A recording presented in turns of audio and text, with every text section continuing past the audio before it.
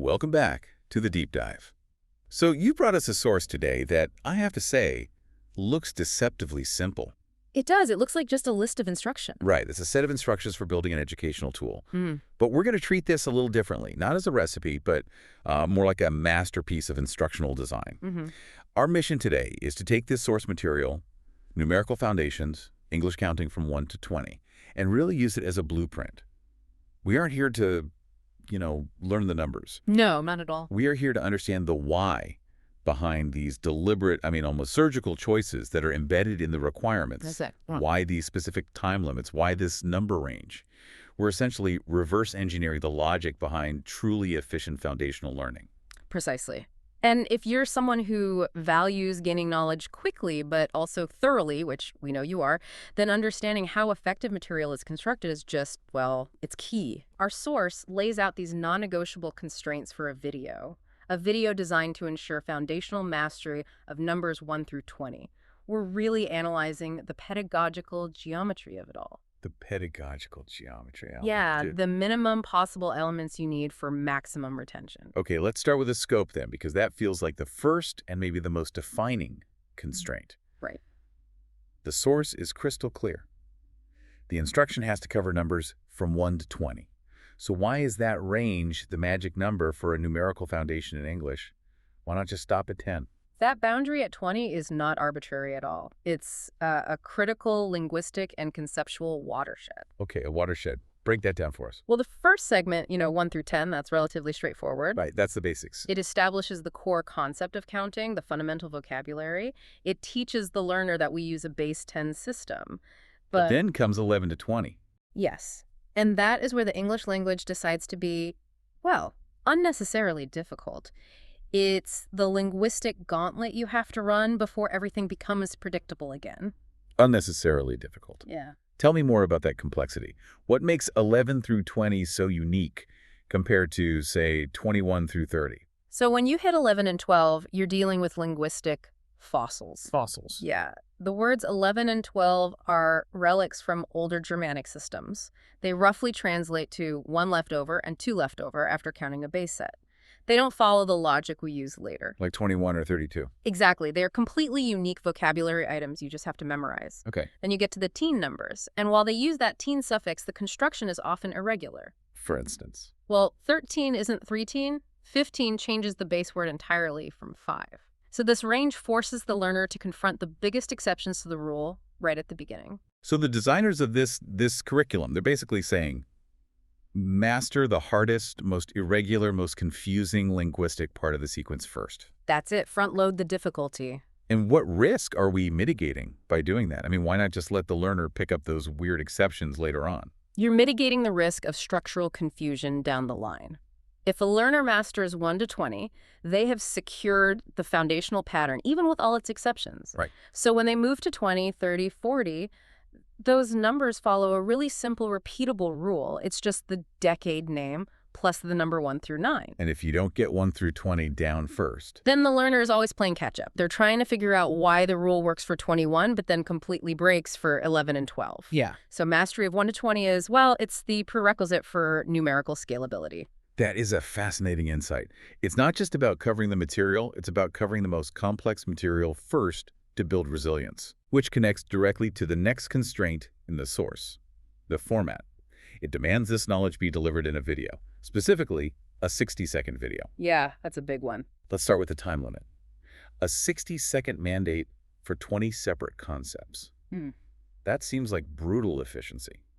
If the goal is thoroughness, doesn't that risk being too fast? Overwhelming for a beginner. That's the paradox, isn't it? That the strict 60-second limit doesn't risk being too fast. It demands maximum focus. How so? It forces the instructional designer to strip away absolutely any element that doesn't contribute directly to retention. There's just no time for, long introductions or distracting animations. It's a filter. The time constraint acts as a clarity filter, exactly. If you cannot distill the core auditory and visual elements of 20 numbers into a tight 60-second loop, your material is bloated. It's about respecting the learner's time and maximizing the impact of the input. It's the ultimate test of distillation, really. If you can't get the core message across in 60 seconds, you haven't truly understood what the learner absolutely needs to know.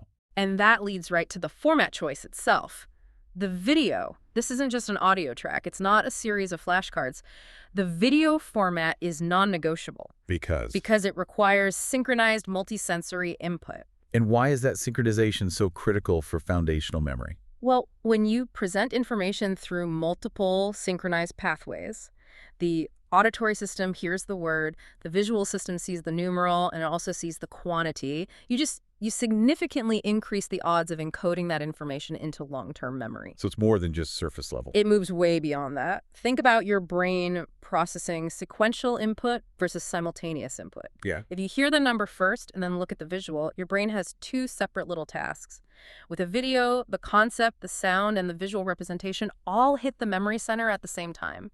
Creating stronger neural pathways, exactly. Creating stronger neural pathways. The format isn't just decoration, it's a core piece of the learning architecture. It ensures robust retention in that extremely short time frame. So the time limit forces efficiency, and the video format ensures that efficient delivery is maximally retained. It all locks together. It does. Okay, let's move to the 3 specific required components, what we're calling the pillars of effective learning, because these dictate exactly what has to happen inside that 60 seconds. Right. We have, number 1, clear pronunciation, 2, counting visuals, and 3, repetition time. The holy trinity of this design. Let's focus on pillar A, clear pronunciation. Why elevate pronunciation to a mandatory non-negotiable requirement when, theoretically, a learner could just rely on the visual numerals? Because, as we just established, that 1 to 20 range is riddled with auditory complexity. It's high-stakes auditory ambiguity. The teen versus day distinction. That's the big one.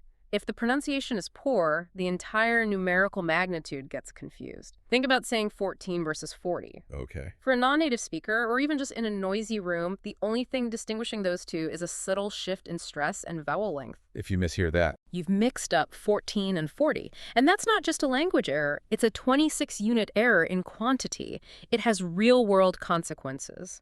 It's the difference between sending 19 emails to a client list of 90. I think we all probably know someone who's made that kind of mistake. We do, exactly. So the clear pronunciation mandate is the solution to that specific problem. It ensures the first step of acquisition, the auditory vocabulary, is functionally perfect and immediately distinguishable. It prevents building a foundation on shaky ground. That makes it feel much more functional than just aesthetic. Yeah. Okay, moving on to pillar B, counting visuals. The source doesn't just ask for visuals, it specifically requires counting visuals. What's the deep analytical meaning behind that specific phrasing? This is where we make sure the learner is grasping mathematical reality, not just memorizing sounds. Okay. Counting visuals bridge that gap between an abstract concept and a concrete quantity. So the numeral 7 or the sound 7. Right. They're meaningless without a connection to the real world. A counting visual means that when the word 7 is pronounced, the screen has to display 7 discrete, countable objects. 7 dots, 7 blocks, 7 fingers, whatever it is.